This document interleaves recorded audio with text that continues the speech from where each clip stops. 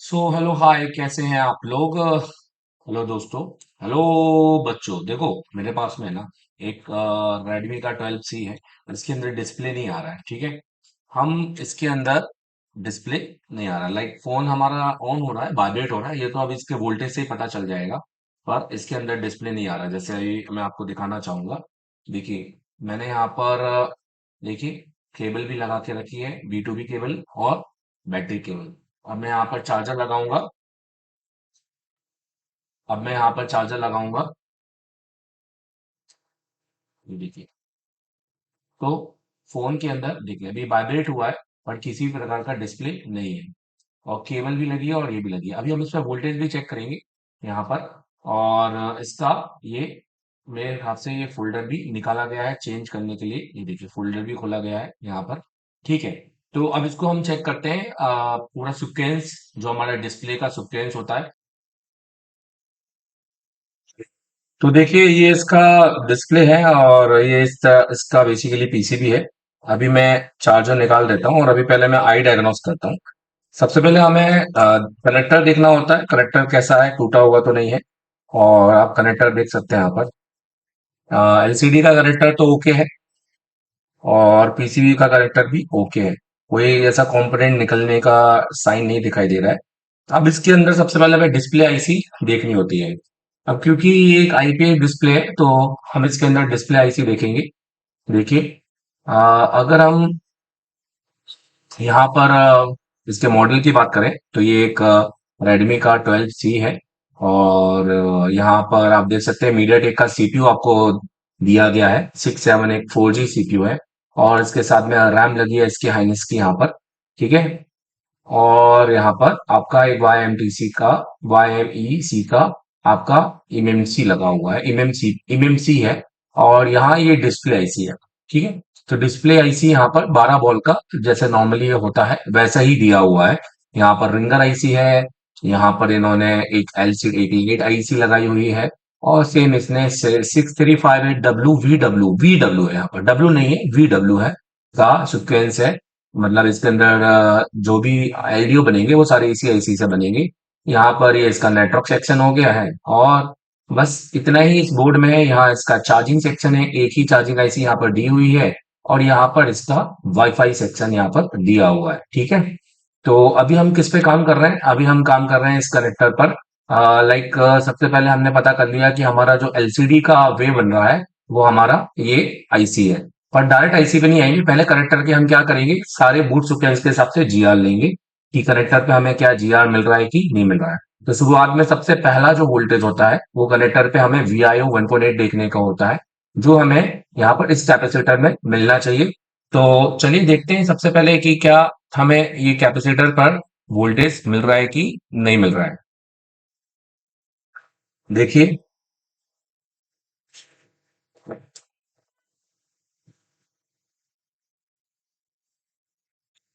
देखिए मैंने चार्जर लगा दिया है। और अच्छा, पहले मैं एक डिस्प्ले लगा दूं, बैटरी भी लगा दूं। अब मैं चार्जर लगाऊंगा।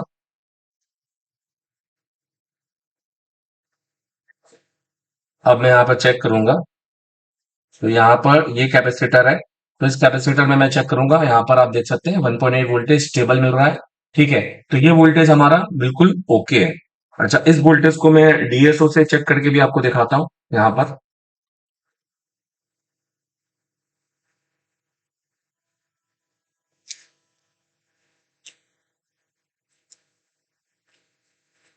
देखिए, अब इसको हम बिफोर डिस्प्ले नहीं दिखा सकते क्योंकि यहाँ पे डिस्प्ले ही चार्जिंग सेक्शन है यहाँ पर। तो देखिए, तो हमारे पास में जो डीएसओ से सिग्नल मिल रहा है यहाँ पर, जैसे हमने इसको टच किया है, ये 1.8 का करंट मिल रहा है। आप यहाँ पर देख सकते हैं।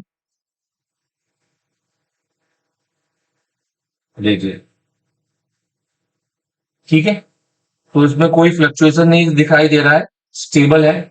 और अगर फ्लक्चुएशन होता तो अब तक एक कोई लाइन बन जाती, जो कि अभी नहीं बन रही है। अभी फिलहाल डिस्प्ले लगाया, जब मैं डिस्प्ले हटा दूंगा तो इसके अंदर ये ड्रॉप आएगा। बट अभी ये डिस्प्ले हटा नहीं सकता क्योंकि जो भी मेरा डिस्प्ले से सप्लाई जा रही है ना, वो सप्लाई बेसिकली यहाँ पर चार्जिंग से भी जा रहा है, लाइक हमें नहीं तो हमें कुछ ना कुछ तो सर्किट देना पड़ेगा। और ये क्या है, डीसी से ये एमटीके के सर्किट ऑन नहीं होते कुछ कुछ। ठीक है, अब हमें दूसरा वोल्टेज चेक करना है। इसके बाद वो हमें +5 -5 चेक करना है। ठीक है, +5 -5 मतलब जो हमारा वीएसपी और वीएसएन है। पर उससे भी पहले एक बार मैं रिसेट लाइन जरूर चेक करूंगा। तो यहाँ पर जो रिसेट लाइन है वो ये दिखाई दे रही है। यहाँ पर इस रजिस्टर पर रिसेट लाइन है। अब इसमें कोई पुलअप नहीं है क्योंकि ये सीधे सीपीयू से बन रहा है और सीपीयू से ही इसका पुलअप होता है। 1.8 का जो वीआईओ होता है वो सीपीयू के अंदर होता है, वो इसका पुलअप होता है। तो हम यहाँ तो चेक नहीं करेंगे, हम इस रजिस्टर में चेक करेंगे। आपको ओके, मैं आपको फिर से दिखाना चाहूंगा। जैसे कि हमने कहा कि अभी हम रिसेट लाइन चेक करेंगे। तो यहाँ पर ये एलसीएम रिसेट लाइन है। तो ये वाला जो रजिस्टर है ये डायरेक्टली कनेक्टेड है 6 नंबर की पिन से और सीधे एक सीरीज में जा रहा है और सीरीज में होते हुए सीधा C2 के अंदर एंटर कर रहा है और ये इसके अंदर ही पुलअप होगा जो कि इसको वोल्टेज 1.8 यहाँ से मिलेगा और रिसेट एक सिग्नल की जैसे है। तो यहाँ पर हम डीएसओ भी यूज कर सकते हैं। ठीक है, तो चलिए चेक करते हैं रिसेट वोल्टेज बन रहे हैं कि नहीं बन रहे हैं यहाँ पर। तो यहाँ पर हमारा रिसेट वोल्टेज इस रजिस्टर में बनना चाहिए। तो यहाँ पर हमारा रिसेट वोल्टेज इस रजिस्टर में बनना चाहिए। ठीक है, तो यहाँ पर अभी हम देखेंगे, देखिए 1.6 वोल्टेज हमें यहाँ पर मिल रहे हैं।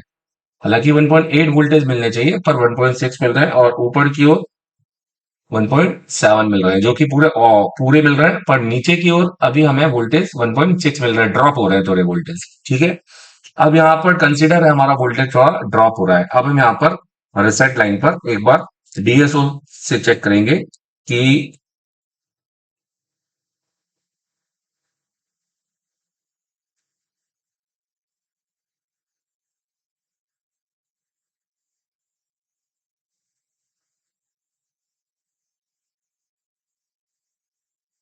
देखिए, अब हम डीएसओ से चेक करेंगे।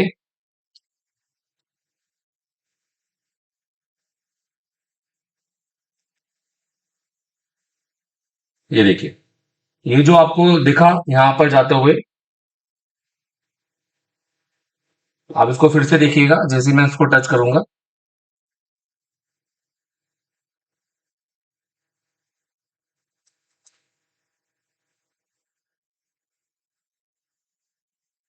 ये तो फिलहाल 1.8 ही है।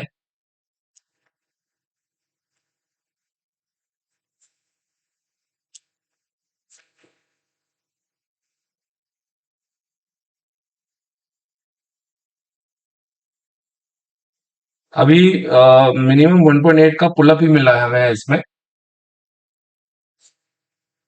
ठीक है, फिर से चेक करेंगे एक बार। जब पहली बार हमने यहाँ लगाया था, ये देखिए यहाँ पर ये जो ड्रॉप दिखाई दे रहा है ना हमें, तो ये हमारा रिसेट लाइन है। ये देखिए, ये जो बना ना एक लाइन, तो ये हमारा रिसेट लाइन है। तो जो कि ठीक है, रिसेट लाइन भी। अब यहाँ पर जो हम अगला वोल्टेज चेक करेंगे, क्योंकि VIO 1.8 और डिस्प्ले की जो रिक्वायरमेंट होती है, तो डिस्प्ले तब जाके CABC बनाता है। देखो CABC क्या होता है, CABC content adaptive brightness control, एक ऐसा वोल्टेज जो कि डिस्प्ले देता है। अभी अगर मैं यहाँ पर आपको लाइट सेक्शन खोल के दिखाऊं, क्योंकि CABC अगर आपका नहीं जनरेट हो रहा है तो इसका मतलब है डिस्प्ले को प्रॉपर या तो वोल्टेज नहीं मिल रहा है या तो डिस्प्ले खराब है। दो चीज है। तो यहाँ पर आप देखो तो CABC को PWM भी कहा गया है। तो इसका जो लाइन है वो ये कौन सा है आपका, जो PWM का लाइन है यहाँ पर इस कलर का है, ये देखिए। और ये जो आ रहा है ये यहाँ पर सीपीयू से दिया जा रहा है, डिस्प्ले से यहाँ पर नहीं आ रहा है। ठीक है, तो सीपीयू से जो सिग्नल आ रहे हैं वो यहाँ पर इससे आ रहे हैं। ठीक है, हम ये सिग्नल यहाँ पर 1.8 वोल्टेज भी चेक कर सकते हैं कि क्या सीपीयू यहाँ पर कोई सिग्नल बना रहा है। और फिर हम ये वो दो वोल्टेज चेक करेंगे लाइक वीएसपी और वीएसएन, एवी ई ये प्लस माइनस है, ये एवीडीडी ये प्लस है। तो यहाँ पर अभी हम तो चेक नहीं कर पाएंगे क्योंकि कनेक्टर लगा हुआ है। तो हम यहाँ पर पीछे चेक करेंगे, एक ये रजिस्टर पे माइनस और ये रजिस्टर पे प्लस। ठीक है, समझ गए ना आप लोग। अब अपन करते हैं चेक। चलिए, तो फिर से एक बार चार्जर निकाल के प्लग इन प्लग आउट करेंगे, क्योंकि ये स्लीप मोड पे वीएसपी वीएसएन नहीं बनाता है। या पहले हम एक बार क्या चेक कर लेंगे, यहाँ पर देखो, यहाँ पर अभी 0.7 वोल्टेज बन रहा है। ठीक है, यहाँ पर अभी 0.7 वोल्टेज बन रहा है करके। जी, हमारी बेसिकली जो लाइन है ये डिस्प्ले पीडब्ल्यूएम की लाइन है, और डिस्प्ले पीडब्ल्यूएम में ना वोल्टेज बनने चाहिए, तब जाकर हमें इस कैपेसिटर पर एक बूस्ट वोल्टेज देखने को मिलता है। अभी ये 1.3.8 है, इसलिए नहीं मिल रहा है क्योंकि इसको डिस्प्ले, अब डिस्प्ले से तो नहीं मिल रहा है, तो सीपीयू ही नहीं दे रहा है इसको। ये देखिए, मेरा फोन जैसे ही स्टार्ट होता है, देखिए 7 पे जाकर वापस रिटर्न मारा इसने वोल्टेज, मतलब हल्का 0.7 वोल्टेज से भी ये इतना चला जा रहा है। ठीक है, अब हम क्या करेंगे, अब हम ये करेंगे कि हम यहाँ पे प्लस माइनस तो नहीं देख सकते, हम थोड़ा सा इसको पलटाएंगे। ठीक है, थोड़ा फ्लेक्सिबल तो है ये। अब यहाँ पर चेक करेंगे, चार्जर लगाएंगे और चार्जर निकाल के यहाँ पर इन दो रजिस्टर में चेक करेंगे। देखिए, चार्जर निकाला है, चार्जर लगाया है, यहाँ पर हमने चेक किया वही 0.4 बन रहा है, और यहाँ पर हमने चेक किया 0.4 बन रहा है। मतलब यहाँ पर अगर ये कॉइल है तो 4 बनना चाहिए यहाँ पर। देखिए, कॉइल पे ही कोई वोल्टेज नहीं बन रहा है यहाँ पर, और जबकि यहाँ पर हमें 0.4 मिल रहा है। और देखिए, कनेक्टर भी इसे लगा हुआ है, ये भी लगा हुआ है। एक बार फिर से निकाल के वापस लगाएंगे तो कॉइल पर वोल्टेज नहीं बन रहा है फिलहाल, तो यही समझ में आ रहा है। अभी बन रहा है, देखिए 3.7 बन रहा है, यहाँ पर 3 पॉइंट, यहाँ पर नहीं बन रहा है, यहाँ पर वोल्टेज बन रहा है। ओके, और यहाँ पर ये वाला जो रजिस्टर है यहाँ पर माइनस बनना चाहिए, नहीं बन रहा है। ठीक है, अब एक बार हम स्विचिंग चेक करेंगे कॉइल की, कि क्या कॉइल स्विचिंग कर रहा है कि नहीं कर रहा है।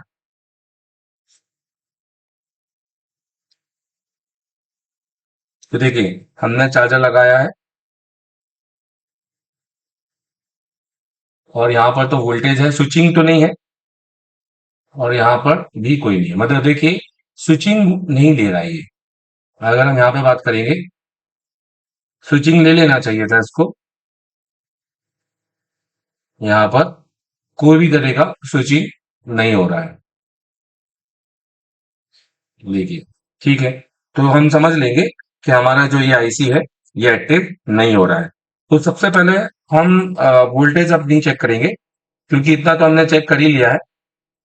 अच्छा, इस बार हमने है ना वोल्टेज से शुरुआत की है। अधिकतर लोग क्या करते हैं, जीआर से शुरुआत करते हैं। तो चलो हम एक बार जीआर को भी समझ ही लेते हैं, हम यहाँ पर जीआर को भी हम यहाँ पर समझेंगे और चेक करेंगे। तो देखिए, यहाँ पर अगर हम जीआर की बात कर रहे हैं, तो इन दो को तो हमने चेक किया है, लाइक पांचवा और छठवा, तीन लाइन तो देखो रिस्पॉन्सिबल है ट्रेडिंग इफेक्ट्स, अलग ही टाइप की ये लाइन है। तो ये तो एटलीस्ट अगर आप ओपन भी करो तो डिस्प्ले आएगा, बट आपको कुछ ना कुछ अदर प्रॉब्लम आएगी जो आप सीखने के बाद आपको पता चलेगा। तो लाइक अगर हम नीचे जो मिपी लाइन है, तो मिपी लाइन तो डाटा इमेज देती है। ठीक है, ये लाइन भी हम चेक कर सकते हैं। अभी हम डायरेक्टली ये चेक करेंगे इसके अंदर। तो यहां से ले लेते हैं, तो यहां से 1 2 3 4 5, तो यहां से 16 और 17, या तो हम इसके नीचे वाली लाइन भी चेक कर लेते हैं यहाँ पर।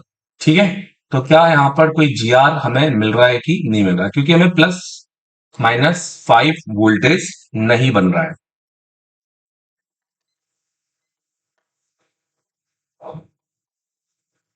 समझ रहे हो मैं क्या कह रहा हूँ। अब मैंने डायोड मोड पे रखा है।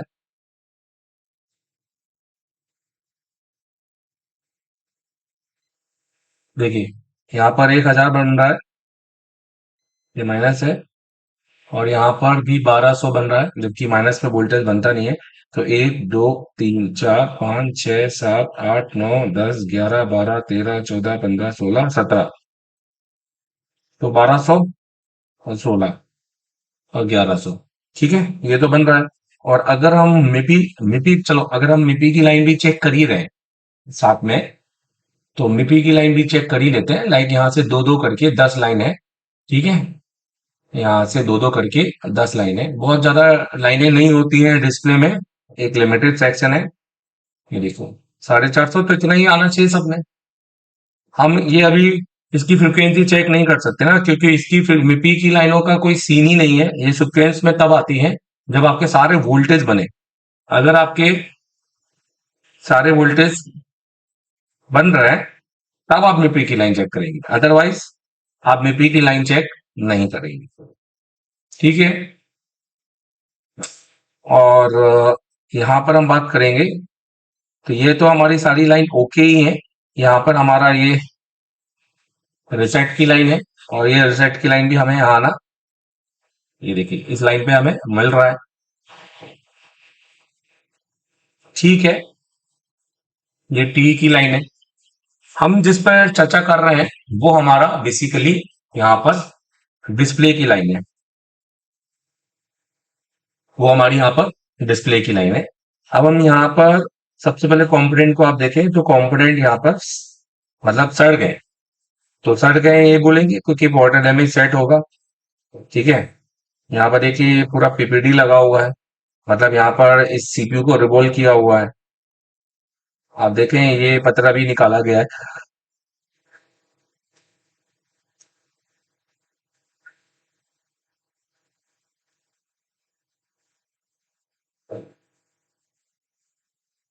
चलो ठीक है। तो सबसे पहले हम यहाँ पे क्या करेंगे, यहाँ पर हम सारी चीजों को समझेंगे वन बाय वन, और उसके साथ में हम यहाँ पर कंपोनेंट चेक करेंगे। समझ रहे हैं मैं क्या कह रहा हूँ?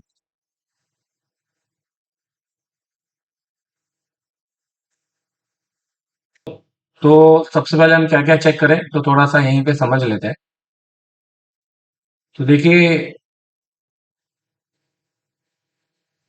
जैसे कि यहाँ पर समझ में आ रहा है कि ये जो है, अगर हम इसका नोज कट पॉइंट की बात करें तो नोज कट पॉइंट हमारा ये है। यहाँ पर हमारा A1 A2 होता है, यहाँ पर हमारी स्विचिंग हो रही है। यहाँ पर हमारा HDACL आता है। तो ये बेसिकली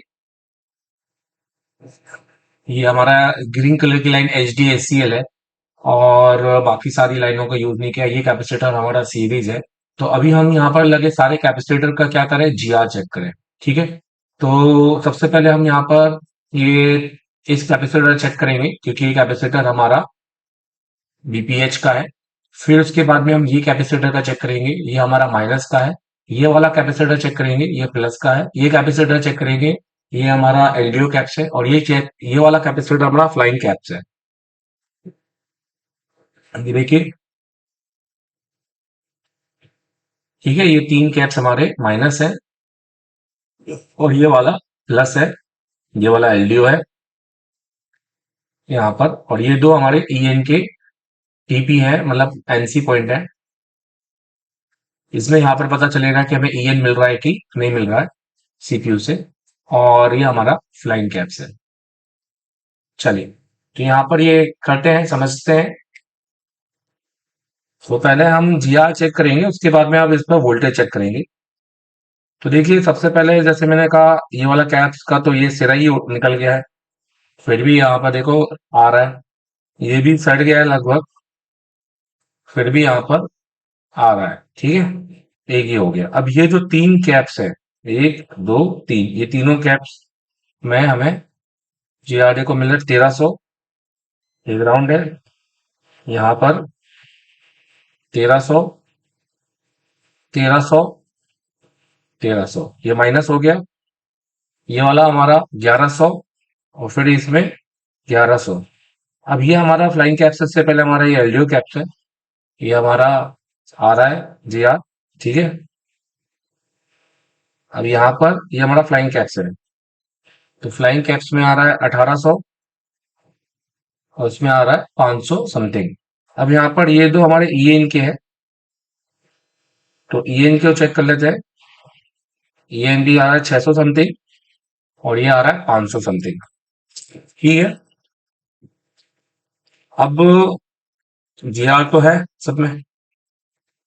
अब हमें वोल्टेज चेक करना है,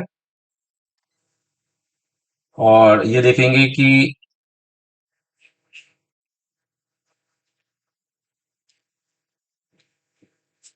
चार्जर लगाकर जो सबसे पहले ईएन के वोल्टेज चेक करेंगे कि ईएन हमें आईसी को मिल रहा है कि नहीं मिल रहा, क्योंकि देखो 3.7 वोल्टेज तो हमने बक कॉइल पर चेक किया था, बूस्ट कॉइल पर, जो कि डिस्प्ले की बूस्ट कॉइल है।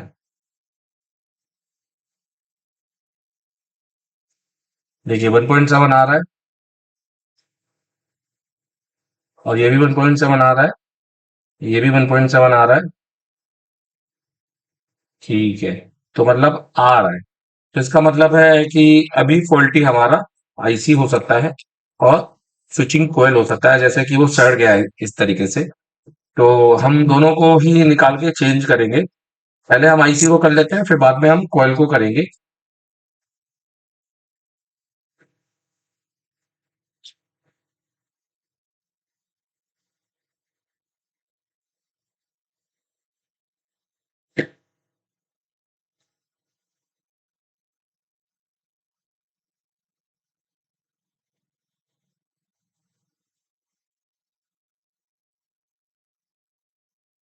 ये हमने कोयल हटा दिया।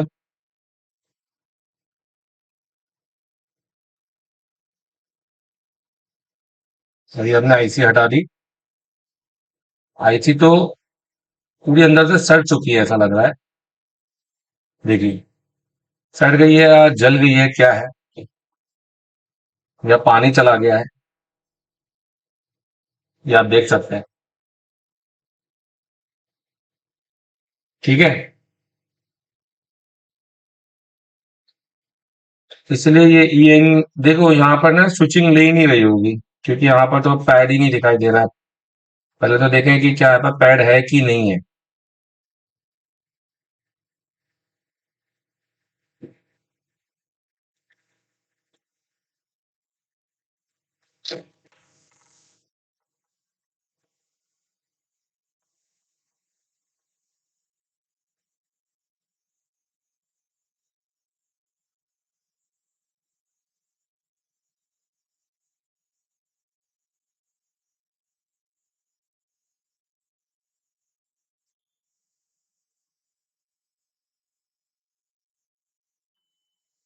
ठीक है,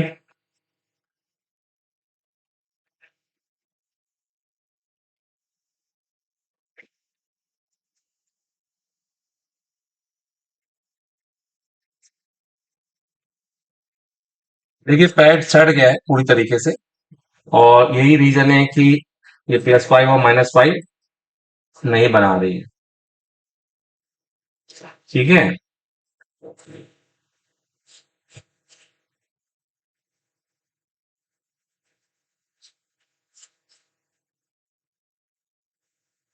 ये देखिए, ये दो पैड सबसे इंपॉर्टेंट है। ये तो एलडीओ पैड है, ये है अभी जिंदा,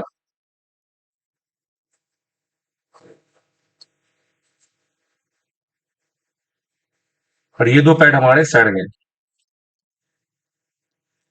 तो ये प्रॉब्लम तो जाती है वाटर डैमेज सेटों के अंदर।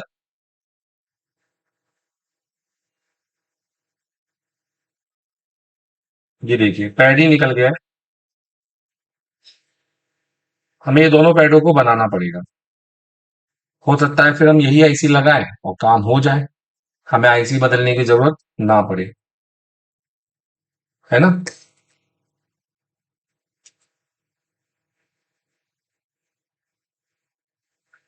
तो चलो एक काम करते हैं, पैड बना देते हैं पहले।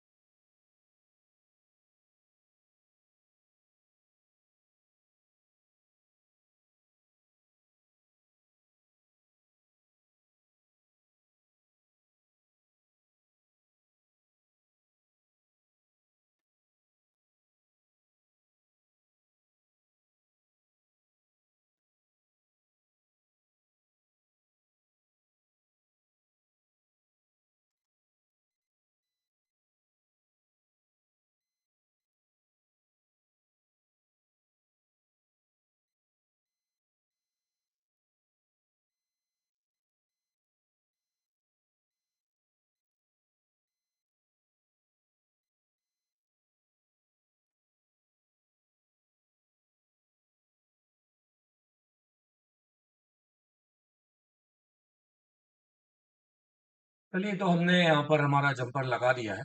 ठीक है।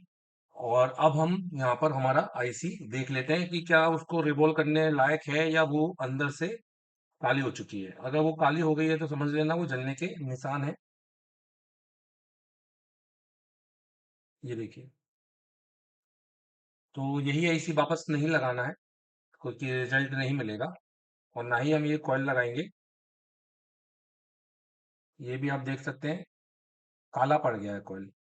मतलब कॉइल काला ही होता है, पर इसका आपका देखो कलर उतर गया है।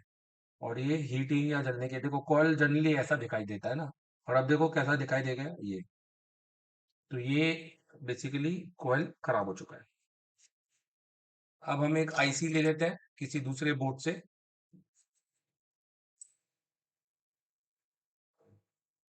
ग्राफिक्स आईसी, जैसे ये भी एक ग्राफिक्स आईसी है, हम ये भी ले सकते हैं।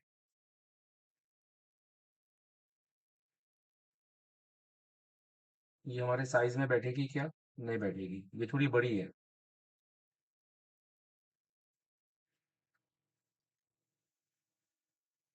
ये बैठ जाएगी, ये साइज में बैठ जाएगी।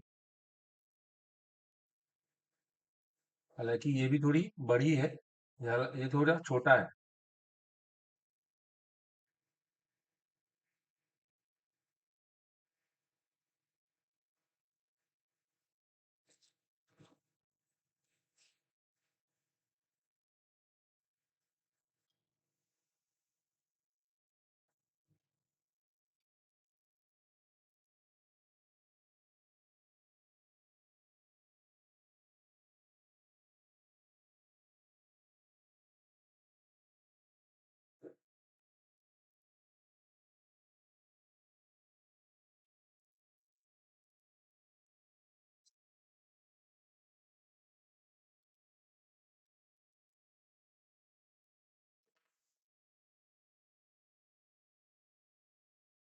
देखो ये भी ग्राफिक्स आईसी है।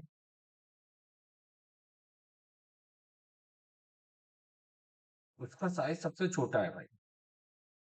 है, इसका साइज सबसे छोटा है। तो कोई नहीं है, हम एक ग्राफिक्स आईसी तो चलो यूज करके देखते हैं।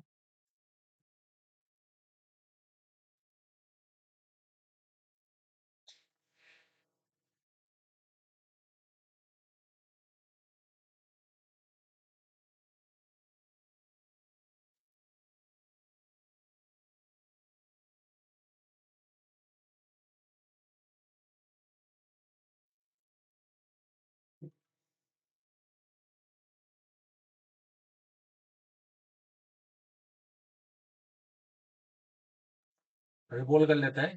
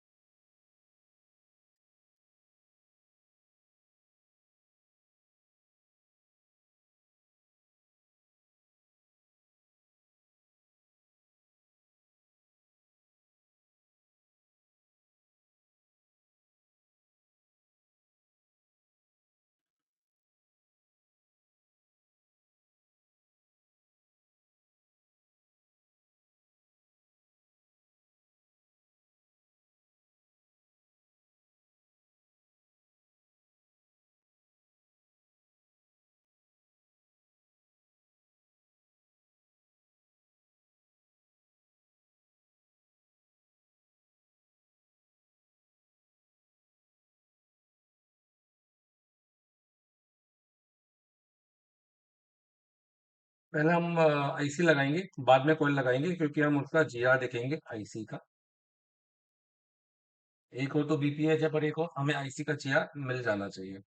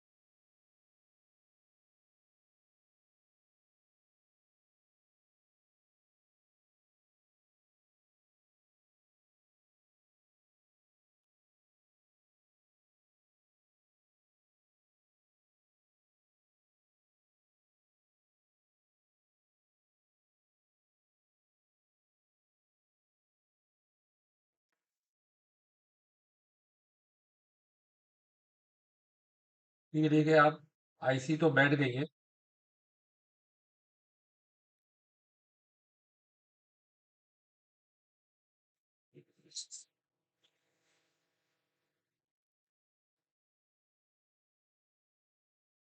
अब आईसी बैठी है, तो ये हमें जीआर बताएगा आसपास।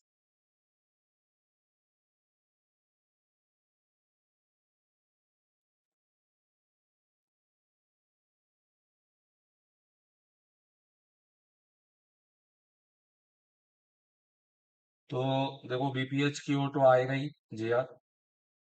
इसकी ओर नहीं आएगा। अगर ये आईसी लगी होगी तो आएगा। ठीक है, तो ये आपस में कहीं बीप भी नहीं करना चाहिए। ठीक है, ये एलडीओ पे जीआर आना चाहिए। इस पे आना चाहिए। इस पे भी आना चाहिए। यहाँ भी आ रहा है जीआर। यहाँ भी आ रहा है। ठीक है, अब हम यहाँ पे कॉइल लगाएंगे।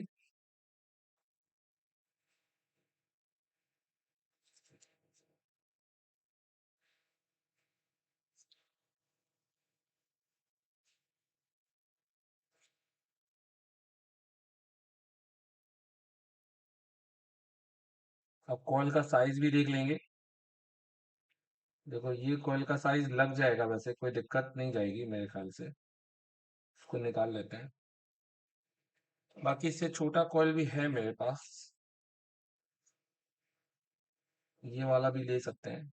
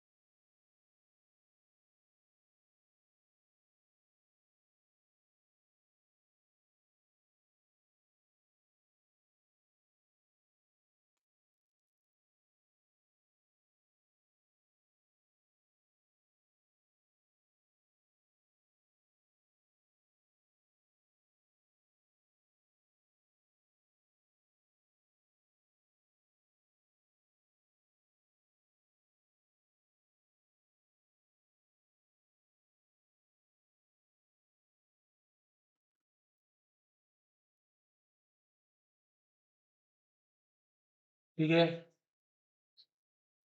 तो आईसी लगा दी है, कॉइल भी लग गया है। कंफर्म नहीं है आईसी सही है या नहीं, क्योंकि स्क्रैप से निकाला हुआ हर आईसी सही हो ऐसा जरूरी नहीं होता है।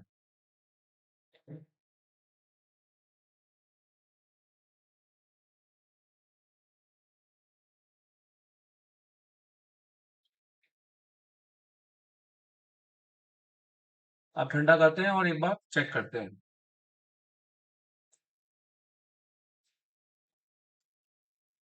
और स्विचिंग चेक करेंगे, क्योंकि मैंने स्विचिंग ही बताया था, तो स्विचिंग ही चेक करवाऊंगा मैं।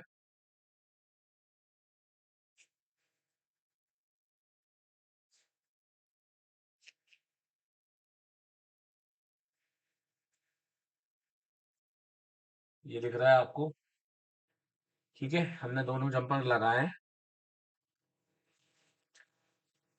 अब एक बार देखते हैं कि क्या डिस्प्ले हमारा +5 -5 अगर बन भी जाता है तो क्या उससे आ जाता है कि नहीं।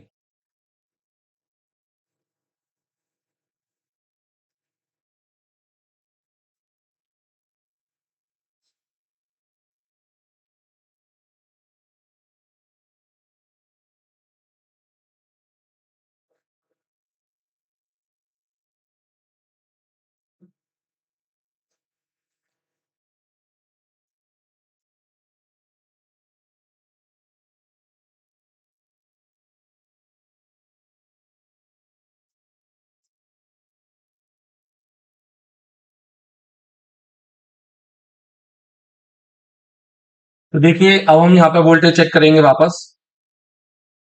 देखिए, -5 और +5 वोल्टेज हमारे बन गए हैं। और हम स्विचिंग चेक करेंगे।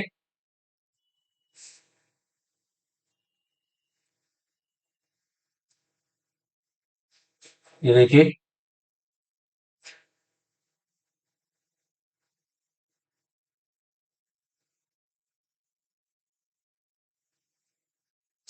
मतलब -5 +5 बन गए हैं तो स्विचिंग भी हो ही रही होगी, नो डाउट।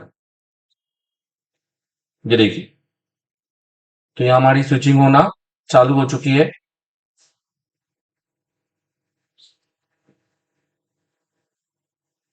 ठीक है।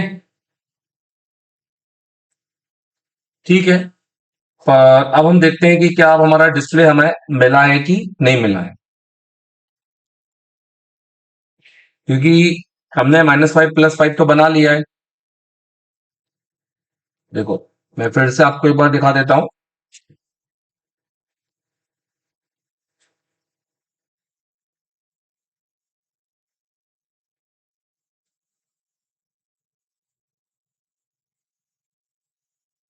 देखिए, -5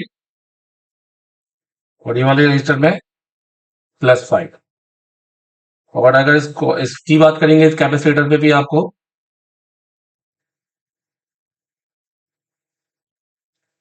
ठीक है, वोल्टेज तो बन ही रहे हैं हमारे। और ये -5 +5 हमें हमारे डिस्प्ले पर भी मिल ही गए होंगे। ठीक है। अब हमारा डिस्प्ले देखना है कि आया कि नहीं आया। देखिए, इधर -5, इधर +5, इधर +5, इधर -5। यहाँ भी। और ये एलडीओ में चेक करेंगे।